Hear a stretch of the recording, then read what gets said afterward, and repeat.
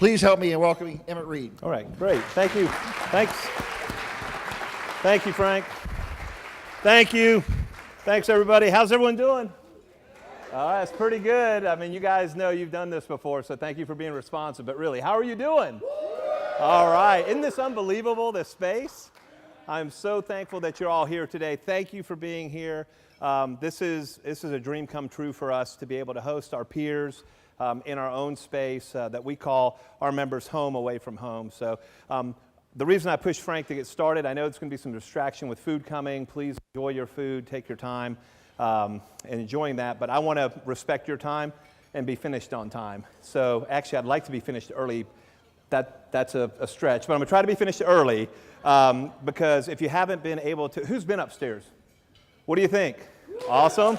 If you haven't been upstairs, get upstairs. Okay, so very quickly, I want to know who I'm speaking to. So just longevity-wise, if you've worked for an association for 5 or less years, raise your hand up high. Okay, good. What about 5 to 10 years?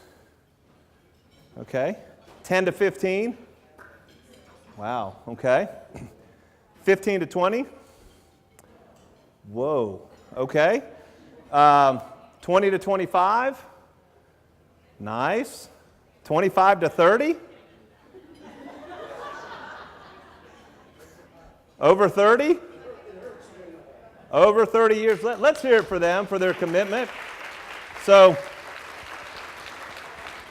today what we're going to do is do you ever been to SeaWorld before SeaWorld was evil, right? I love SeaWorld.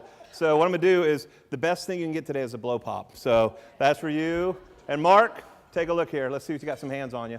Yes, nice. Let's hear it from Mark. Great catch. All right, so I'm going to get started with you very quickly. We think we build this thing as leadership strategies to better yourself, your board, and your association. So I know a little bit about you, and now I'll tell you just a quick bit about me. I've been employed for 25 years professionally, but before that, I've really had a job since I was 11 years old. I'm 49 now.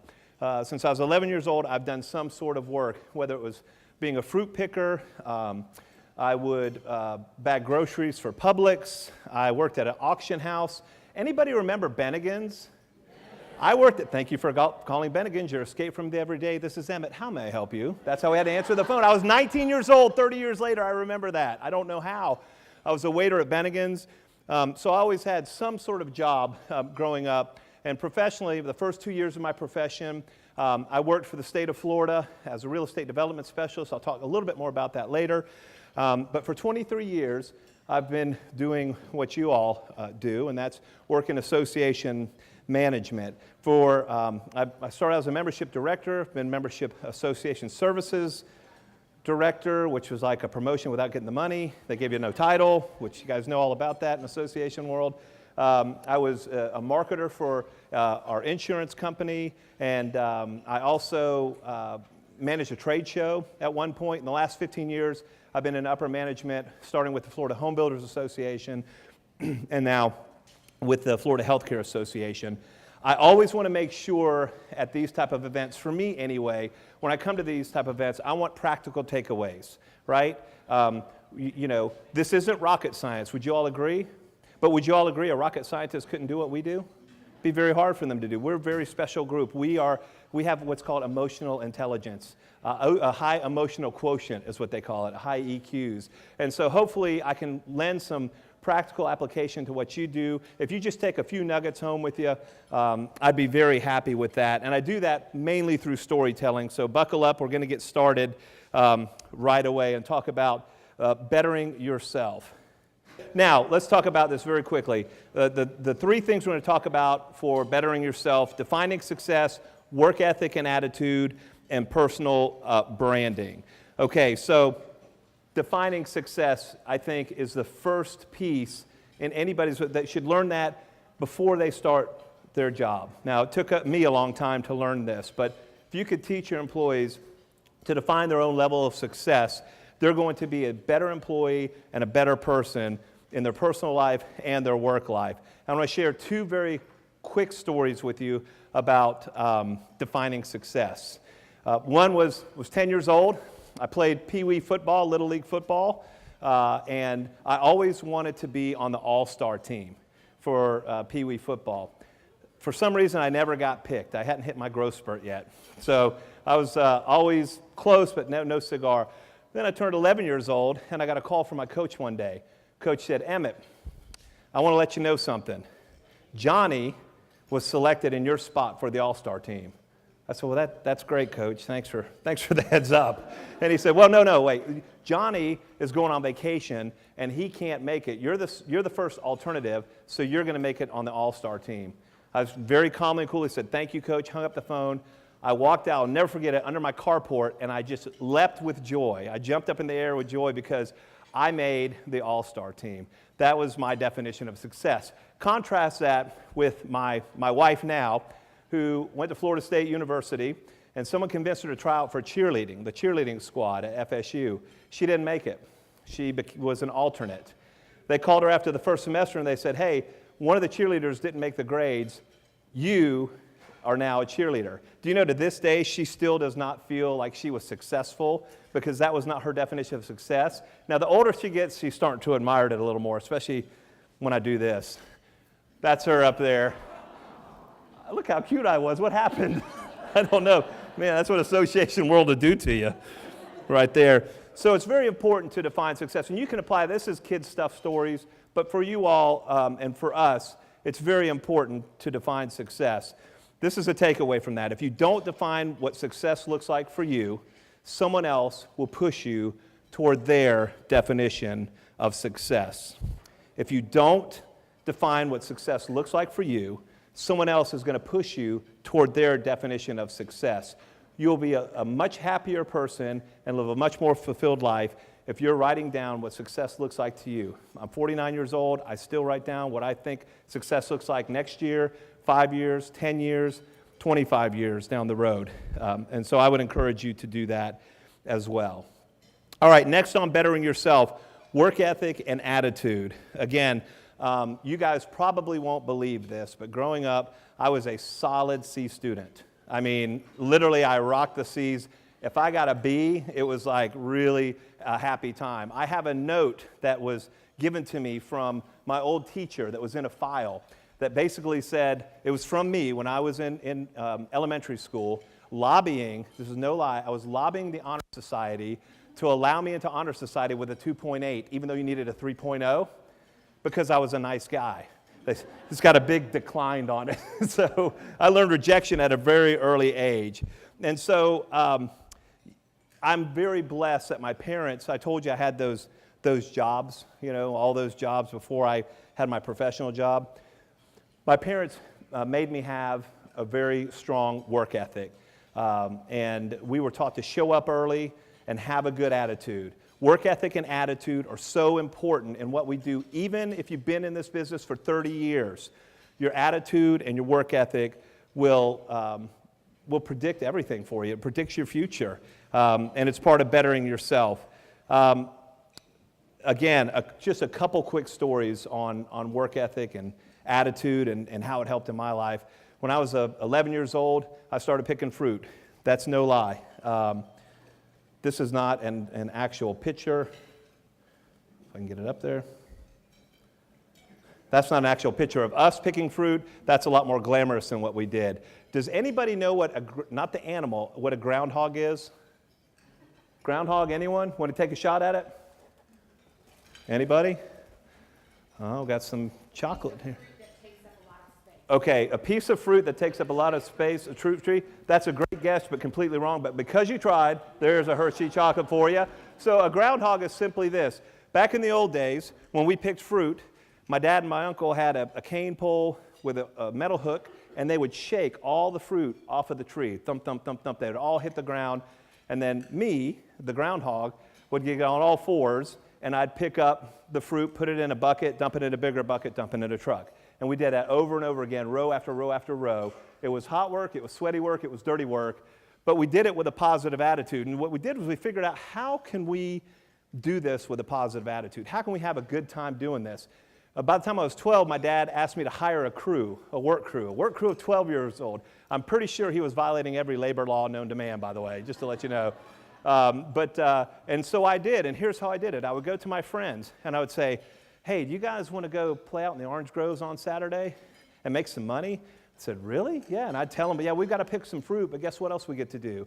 At lunchtime, we're going to build a bonfire and roast hot dogs. What kid doesn't like bonfires? They loved it. And at 3 o'clock, we get a little break, and we're going to go out, and we're going to throw the football and have a great time. And, it was all about our attitude, and we had a great time doing it. It was hard work, dirty work, sweaty work, but our attitude and our work ethic made the difference. And at the end of the day, we got paid, and that meant a lot to us. And so the other story I'll tell very quickly, remember I told you I worked at Bennigan's? Who's been a waiter here before? Server? Oh, my gosh, look, I don't have enough candy here. All right, all the waiters come up and get some candy at the end. How about that? Sound good? And waitresses, or do we call them servers now? Servers. I don't know what we call anybody anymore, so we'll call them servers. That is, to me, the ultimate in helping you with your work ethic and your attitude. And when I was at Bennigan's, I tell you, they had this thing that somebody evil created it, I think. It was called the 20 minutes lunch or it's free.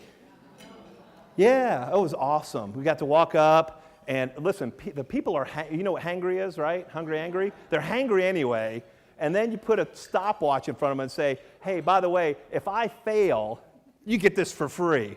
I mean, they're sitting there throwing chairs in my way, and they're asking me about where you're going to college, and, they didn't they just wanted a free meal. It was terrible, and they were hungry. And a lot of them had bad attitudes, and when you're a waiter or server, you're walking around all day long, you're on your feet. Back in the old days, you remember they had the smoking and non-smoking section? Like smoke knew where it could go, right? I mean, so you could look at it like that, right? Or you could look at it like this. Look, I get to serve people some fresh food. I get to give them a great beverage. By the way, if they buy an alcoholic drink, it's going to increase their bill a little bit. I get to know people, new people, and I got to know some really cool people being a waiter. And at the end of the meal, if they're really lucky, who knows what that is? Not dessert, okay? Brownie bottom pie. You got the brownie bottom pie. And that, every time I sold a brownie bottom pie, my tip would increase by about 30 cents, which back then could buy you a Coke, right? So it's pretty important. So let me take a guess. Why do I say being a waiter is one of the best ways, or server, the best ways to help you with your work ethic and your attitude? Deal with people, great. This is coming back to you. Watch out, Barney. All right. What else? What? Who said that? Oh, that's a blow pop. Let's hear it for blow pop. Right there. I'm not throwing the blow pop. I'll walk back to you. That's right. Oh, wait, I'm going to pull another blow pop out because I've got another question for you. What does TIP stand for? Boom. Brad said it first. You ready? You ready? Oh, man, I'm starting for FSU on Monday. Don't worry. So to ensure prompt service is what TIP stands for, right? We've heard that. Well, at the end of the night, I'll never forget. I was tired, yes. I smelled like a fried Monte Cristo. Remember that? Yes. I smelled like, half of me smelled like smoke from the smoking section. And I would sit up in a booth, and I would take my little apron off and dump it out, and I would count my tips. And those tips showed me how good my work ethic and attitude was that night. Did some people under-tip? Sure. But most of the time, people were very generous, and they over-tipped, and it was a direct reflection of our attitude. In every situation, this is a takeaway, in every situation, there's an opportunity to both add value and become valuable. In every situation, there's an opportunity to both add value and become valuable. I want to give you a real-life example of that, and then we'll move on to the next slide, hopefully. Here in our association, we had the need for a part-time assistant in our quality unit. And this person came into our quality unit, and she just blew us away. She was doing incredible work. She had the most amazing attitude. Every holiday, she would decorate her desk. I mean, you just felt great seeing her. And this morning, I was able to let Carla Adams in the back know that she is now a full-time member of the Florida Healthcare staff, all because of attitude, right in the back there. I can give you a blow pop later, but you got to raise. So, I mean, that's you can buy some blow pops, right? So, congratulations, Carla. We're very, very proud of you. So proud of you. All right. So, that's bettering yourself. Now, you can also, and this kind of bleeds, everything kind of bleeds into the next section. Next, we want to talk about branding yourself and self-branding. What are some popular brands that you've heard of out there? Coca-Cola, Apple, Starbucks. Just here, who said what? I'm just gonna. There you go. You may not have said anything, but gosh, it came from you. There we go. Good job. Who felt like they got ripped off? Okay. All right. I'll tell you what. Will you help me give some of this out? Thank you so much. All right, Mitzi's coming around. Be honest. All right. So if you look at these, right, you guys said a lot of them. You got Mercedes, Coca-Cola, Apple, Chanel, which is like my favorite, McDonald's, which is my favorite too, Starbucks, and FedEx, right? I mean, all of those brands give you a certain emotion, a certain feeling, right? Guess what? You do the same thing. When somebody meets you, they're already sizing your brand up. They're already deciding who you are, what you are, how you are. You are your brand. And so I'm going to touch very, very briefly, but these are especially for maybe some of the newer folks, and maybe for some of you folks that have been around a while. It's a good reminder for you to help some of your newer folks. But it's so important how you dress. Appearance is important, and people are like, don't judge a book by its cover. I heard it said this the best. You've got a good story inside of you, right? Why not put a good package around it, right? Put a nice package around it.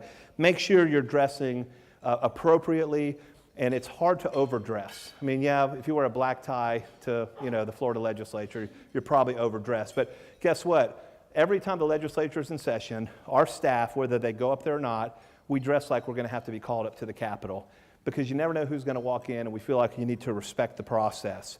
Another thing about branding yourself, oh wait, I had a funny slide for that one. Kristen will yell at me. Isn't that cool? See? Who do you want to be branded like? The dude or the dude? So dress appropriately. Be approachable. I tell you what, I know that there are leaders who make their reputation on being aloof and unapproachable. I think that's the biggest waste of time, and I think it's a cop-out. Some of the best leaders I know are incredibly approachable, and so make sure that you're approachable. And one of the ways you can do that is by being a good listener. And some of you, a lot of you look like you're being good listeners now, and I thank you for that. But I can tell you, many years ago, I had a life-changing experience, and it was so simple. It's just something little. I was working for the Lakeland Chamber of Commerce. I was the membership director sitting in my cubby. We had the cubicle, right? And I was in my cubicle, and one of my coworkers came, and she was basically pouring her heart out to me about an issue she had at work. And she was talking and talking and talking, and I was nodding and nodding and nodding, and I realized I wasn't listening to a dang word she was saying.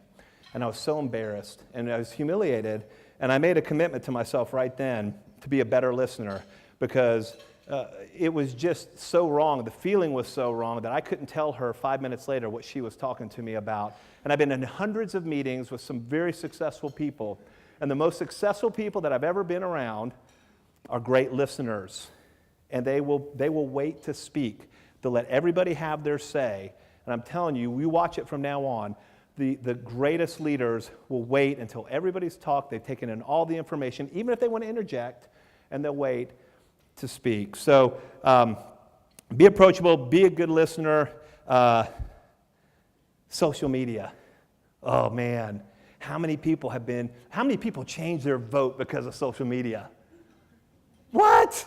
Oh man, I got to stop posting about Trump and Gillum and this and that. You're not going to change anyone's mind on social media. I mean, it's not a place to vent. If you're in our profession, be very careful. We only post political posts very rarely, but if we post them, it's because it's in line with our association's legislative agenda. So be very careful what you post. Please, please, please Don't post like on Sunday, oh, tomorrow's Monday, life sucks, okay?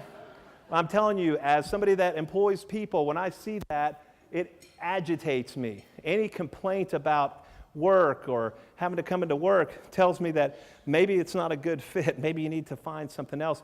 Maybe you don't need to tell the whole world about it, right? So be very careful. And this is the last point I'll make about branding yourself and social media. This week, and it's wild, I didn't expect for Carla us to get the news that Carla's coming full-time today. It worked out perfectly. This past week, we have an open position here in our quality department. We had 3 very qualified resumes. My team leader up there called me, and she said, I've eliminated them all because I went through social media, and there's no way they'll fit in our culture. So, guys, we're looking. We're going to scrub social media, and we're going to see if you're sitting there doing, pot bongs and, keg stands and all that stuff, don't put it on social media or go down to Knox Dispensary. So, just kidding. Sorry. So here's the takeaway.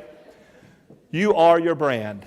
You are your brand. All right, let's move into, how am I doing on time, Frank? I'm kind of flying through this, but I want you all to have some time afterward. But he said, I bought lunch, I'm good. All right, now let's talk about bettering your board. 2 points about that. Is this good at all, guys? You guys getting anything out of this? All right, very good. It's only because I'm giving you candy, I know. Bettering your board, understanding different personalities, and dealing with highly successful people. I don't think I've ever been to a seminar where somebody's taught about dealing with highly successful people, and I'm going to share some simple tips with you that have worked for me over the last 20 plus years. So, understanding different personalities with our board and with your board, communication is key. Over-communicate with them. We have a pecking order as far as who I communicate with. In the bylaws, my president is my boss, right? President is the one that I answer to. So I tell my executive committee and my board at our board orientation that we have for them that the president gets most of my time, and then I work my way down the executive committee. But guess what? I've got a staff of 20 other people, and they're connected with other board members, and they're connected with committee chairs. And I know some associations would be terrified to let their team go out and talk to their members, but on behalf of me. But my team is an extension of me, and I'm an extension of them. So it's very important to communicate. It's very important that your team is on the same page, that there's no gossip. We have a no gossiping rule at FHCA because that will kill an association. Whether you're gossiping with members, especially when you're, at the bar, maybe having one too many drinks, which you shouldn't do, but if it happens, then you get loose lips. And it's happened over my 25 years that we've had to ask people to move on just because they're speaking out of turn. So we have a lead on everything that we do here. We cross-train, but that lead is the one that we respect, okay? So communication is really key. This is a fun story, very quick. Our president, the timing could not be better. The president of the Florida Healthcare Association, we just, what do we call it, inducted him, inaugurated him, installed him a few weeks ago at our annual conference, right? He's Russian. How perfect is that? We can blame everything on him. I mean, it's fantastic. And he talks like Rocky Bullwinkle. I mean, he literally has the heavy accent, the whole 9 yards, and he's quirky, right? So my mom is German, right? So like she spits on you when she talks German.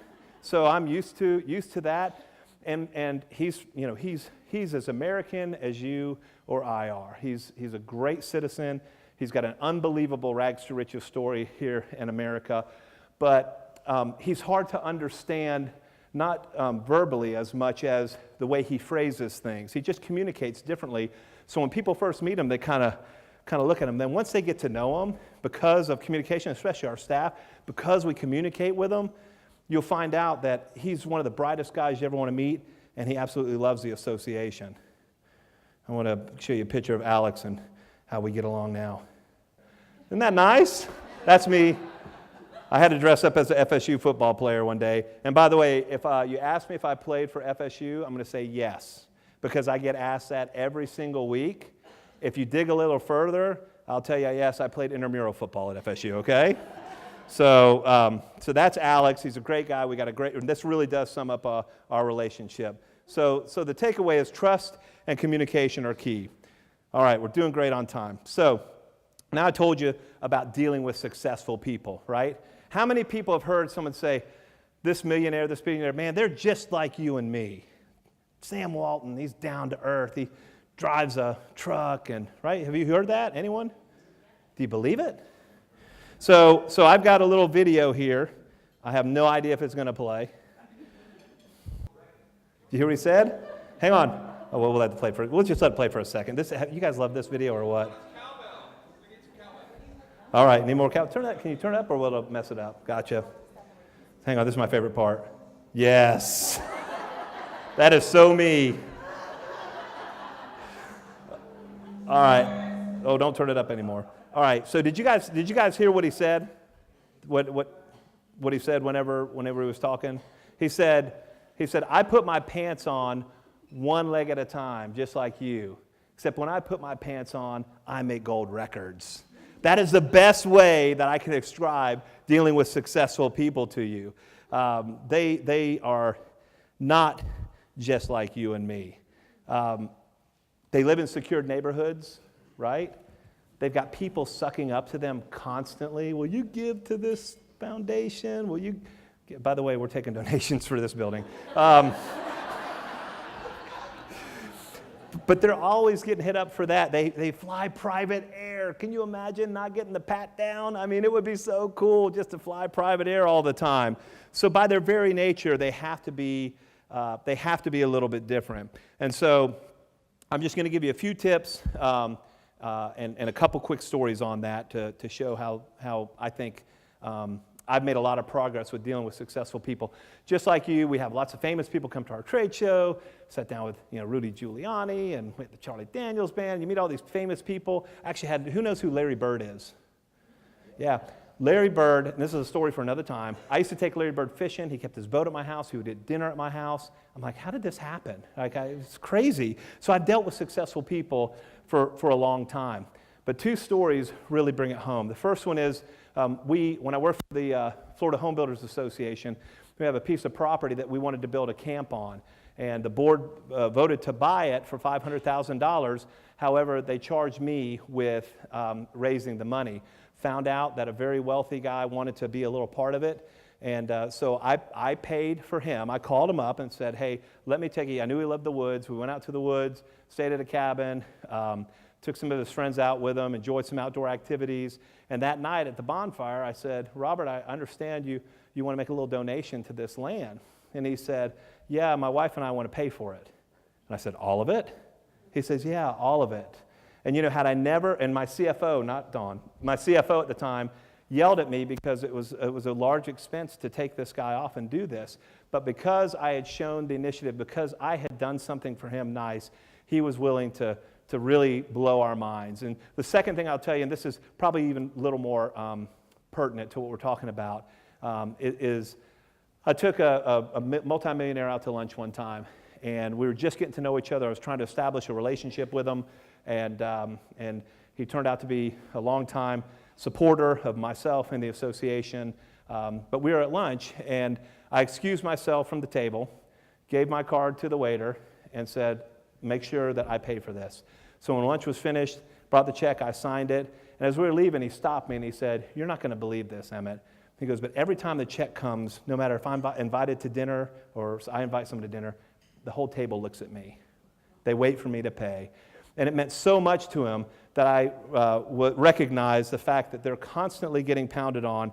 And so that one little gesture, when you favor, value their time. Remember, they're making gold records, right? So when you're with them, they're not able to make gold records. Make sure you value their time. There's a fine line between working with them and using them, right? So you need to be very sensitive to that. And what I do? I ask them. I'm like, hey, am I taking too much of your time? Am I asking for too much? They'll tell you, right? They'll tell you. Give them an opportunity to do that. And many of you, I look around the room, know this stuff and have executed it really well. Finally, this is kind of weird, but if you work your way through association world long enough, someone's going to offer you to let them use some of their stuff, right? Some of your board members, hey, use my beach house, use my boat, use this or that. Be super careful with that. That's all I'm going to say. Just be super careful with that, okay? So, and this is, by the way, this is what most of the people do whenever it's time to pay the check, right? They get alligator arms. Successful people are exactly the same as everyone else, except they're not, okay? That's the takeaway. Successful people are exactly the same as everyone else, except they're not. All right, so let's keep talking about bettering your association. We're bringing it in for a landing. Oh, that's my beautiful daughter. There we go. Who does board orientations? Who does them well? What's the best takeaway from your board orientation? Quick, somebody, not you, Kristen. Relationship, great. What else? It's great. They don't know what they're supposed to do, so you tell them, right? How many people would, yeah, Paul, go ahead. The consistency. Right, excellent. The board orientations, everyone does them, you do them annually or when your board rolls over? Individually? Wow, that's great. Anyone got any different ideas for board orientations? They're super important. How many of you would consider your board, your association, and this is us in the room, how many would you consider your association to be staff-driven? How many would you consider your association to be member-driven? Okay, all right, and then a bunch of you are a bunch of chickens. All right, so we were videoing, so I'll be, Barney, I'll be sending your board the video. For a small fee, we can make that go away. Remember, I have a Russian president. So we clearly define our roles through our orientation, frequent communications between board and staff. How many people have a real strategic plan and live by it? Good, we do. It's so important. Strategic planning and retreats. Who does retreats for their board and their staff? Hands? Okay, we do board retreats and staff retreats. I'm telling you, it's worth the money. Budget it. And repeat after me. A retreat in my office is not a retreat at all, but a retreat at the new FHCA Education Center. So that is basically, by the way, credit unions have already signed up to that. So, and I've got something to say at the end about that. You know, Brad Swanson and I, Brad brought me on my board lets me work with a couple extra boards a year. And Brad was nice enough to bring me on, and we worked on his board strategic plan. And it was really interesting. Got to learn a lot about his great organization. And you do a great job there, by the way. So, well, no, that's fine.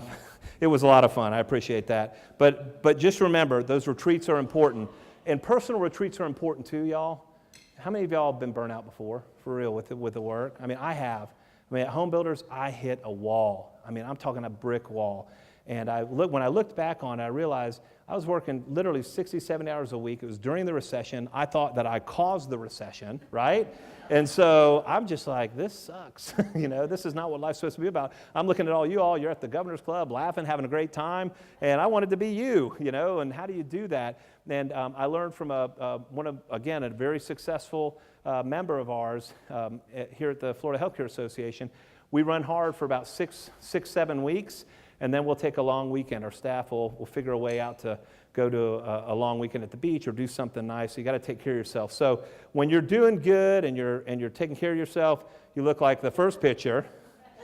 When you're not, you look like that. Okay? That's the same person, y'all. Look, but right there, the front, the blonde is Abigail, my youngest, and that's her under duress. Do not tell her I used this photo. She's 14 and at Leon. She will kill me. And don't tell my wife I used a cheerleader photo. All right? So, all right. Let's see. I want to hit a few more points here.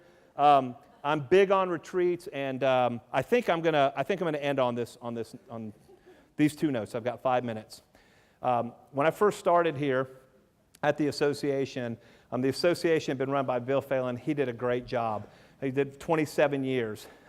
Obviously, with the turnover and change, there's new staff, there's a new person coming in, there was a lot of distrust. I had no healthcare experience whatsoever. I was told by the committee that was hiring that I was not going to get the job most likely, but to keep on interviewing just in case. And I guess, you know, I guess everyone else told them no. So I got the job, walk in, and the first thing I do is that Peggy back there? No, I don't see Peggy. I thought I saw Peggy walk in. Well, the first thing that I do is Peggy was the first person I met with. I invited each staff member in individually and met with them. I said, if you had a magic wand and could change anything in this place, what would you do? It was unbelievable. It wasn't just one thing. It was a lot of things that they wanted to change. They were ready to move into some modern times, do some different things.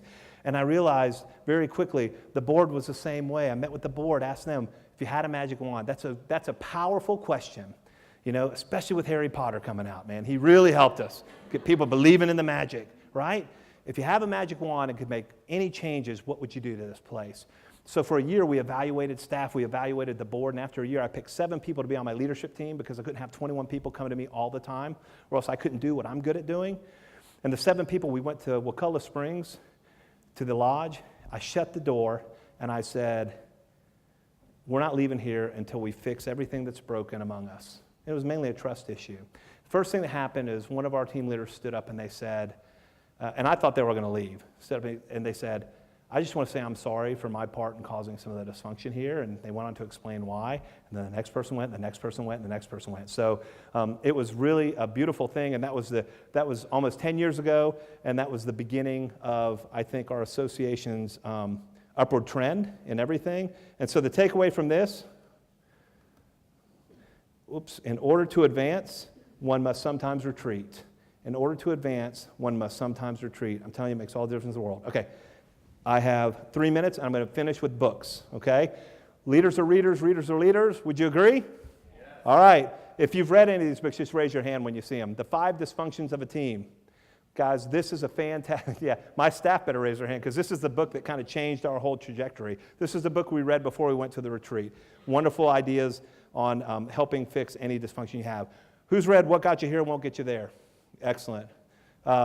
So this is the other thing I'm going to tell you. When you're around successful people and people that you admire, ask them what they're reading. Ask them what they're reading.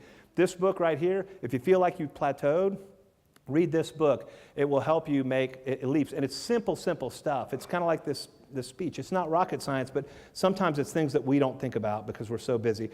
Come on. 21 Irrefutable Laws of Leadership. Who's read that? Right? The Law of Sacrifice is my favorite law there because that explains our job. Becoming the Obvious Choice by Brian Dodge is another one. Great, simple book that will help you with your association work. The Reason for God on a spiritual level. If you're wondering about God, this is kind of a cool book to read. This one was just recommended to me. I had no idea Jordan Peterson is controversial, but I like to hang out with controversial people, don't you? I mean, a lot of you guys are kind of sketchy in here, right? So 12 Rules for Life. It's really good. And then I'm listening to a super old book called Think and Grow Rich because it looked cool and it was in my truck. I can't remember. I bought it like 5 years ago. So those are some books that I wanted to recommend for you. So in closing, with 2 minutes left, I want to give you hope. If any of you have people that are working for you that just haven't quite made it yet, or if you got kids that you're worried about, I want to tell you about how I got my first job, and then we're done.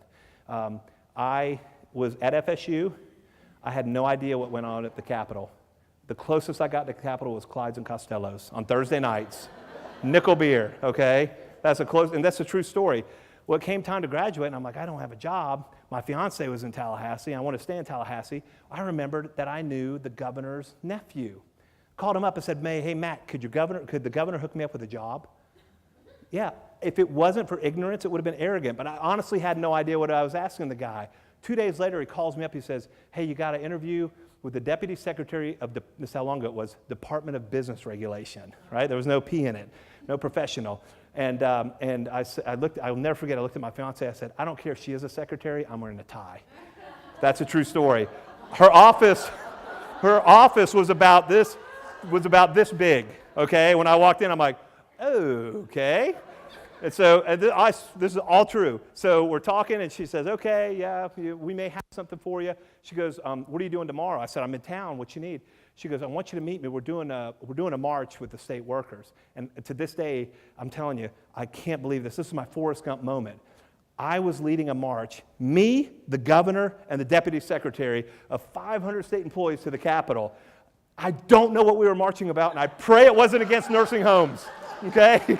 I was marching for a job, okay? So I'll close with that. Thank you for your time. Appreciate it. Have a great day.